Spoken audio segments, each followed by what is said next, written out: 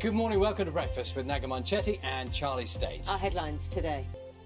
Good morning, it's Thursday, December the 17th. Our top story is that tens of millions of people across England will find out this morning if a change to local coronavirus restrictions is on the way. Several areas in the north are hoping to move down from the strictest Tier 3 measures to Tier 2 because of a significant drop in infection rates.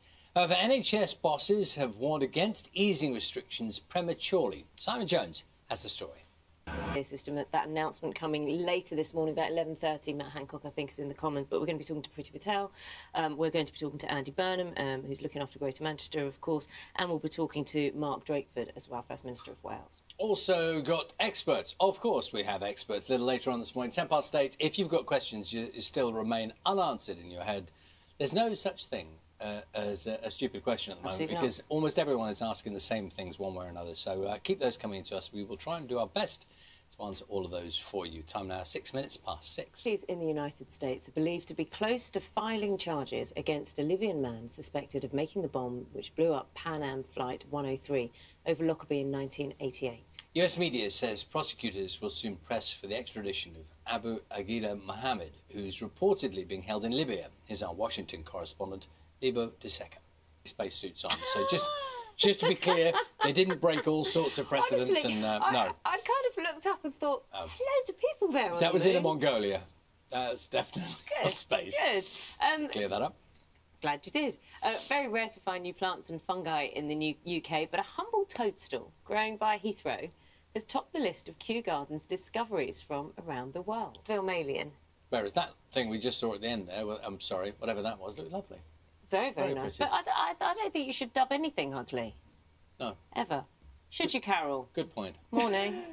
Good morning, both. Good morning to you too. We'll swiftly move on. The weather today is much quieter than it was yesterday. We're in between two systems and we've got a little ridge across the UK, a little ridge of high pressure. So today, bright and breezy. Now, for some, it's a little bit cooler than it was yesterday, but currently across the south coast, for example, temperatures are still around 10 degrees. Today, there'll be a lot of dry weather. There'll be a fair bit of sunshine as well, just 1 or 2 showers.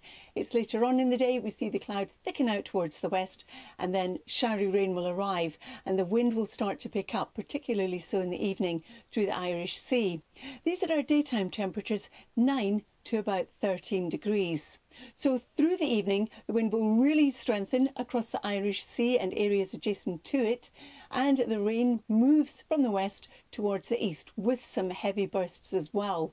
There'll be a lot of low cloud hill fog across the moors and through Wales, Cumbria and the southern uplands tonight as well.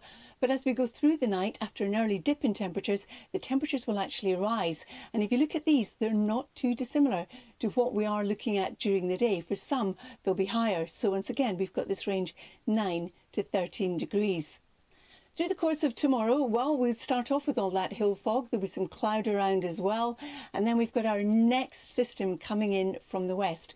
This is likely to produce some heavy rain, particularly across southwest England and Wales, as you can see from the flashes of green in there.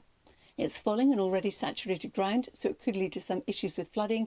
And these black circles represent the strength of wind gusts you can expect. So it's also going to be quite a windy day again, especially with exposure through the Irish Sea. In the southeastern corner, we're looking at a fair bit of cloud. We could see some drizzle from that and the rain continuing across parts of Scotland away from the northeast. But here it will be pretty windy. Temperatures tomorrow, 10 to about 14 degrees, but somewhere, for example, northeast Wales, we could see even a 15, way above average for this stage in December. Charlie and Naga. It's warm, isn't it?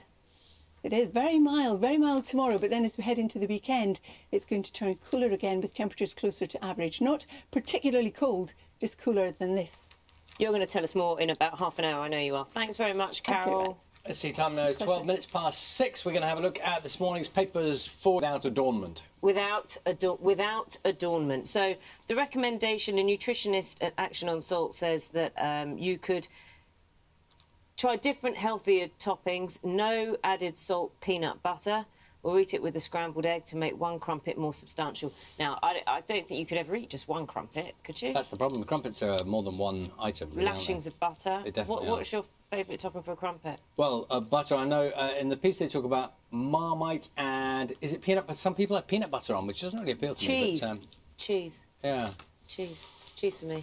I think people eat them anyway, and it is one of those things, isn't it? It's a bit, it's kind of winter comfort food. It's one of those things. But in there you go. moderation. Enjoy. 6:15 is the time.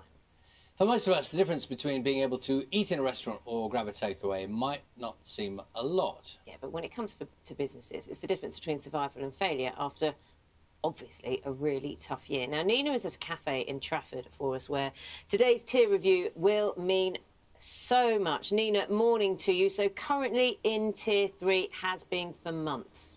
Much for that. Just on a technical note, as we understand it, that announcement in connection with the tiers is to be made in the House of Commons from, I think it's 11:30 this morning. And what happened previously was that there was a checker, so you can go in to look at your area, put postcode in, and then you see whether anything has changed. So that's happening later on this morning. 6:20 is the time.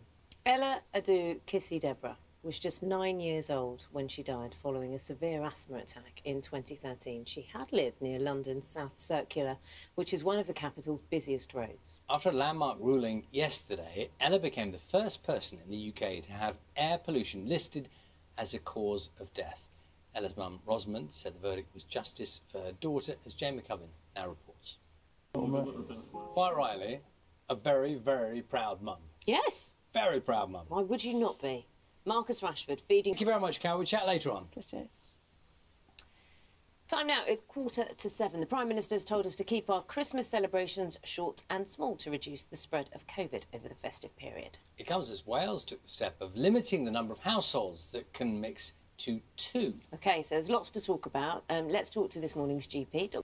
6:52, we talked quite a bit, haven't we, about how various workplaces are changing, how people are adapting to what they normally do to how things are now. Theatres, just the same. They would normally be bursting with life at this time of year, of course, but the pandemic has forced many to close their doors. So let's take a group of out-of-work West End performers who found a new use for their skills this Christmas, putting on virtual concerts for care homes across the UK. And rather fittingly, the premiere has been held in a home for retired singers and actors.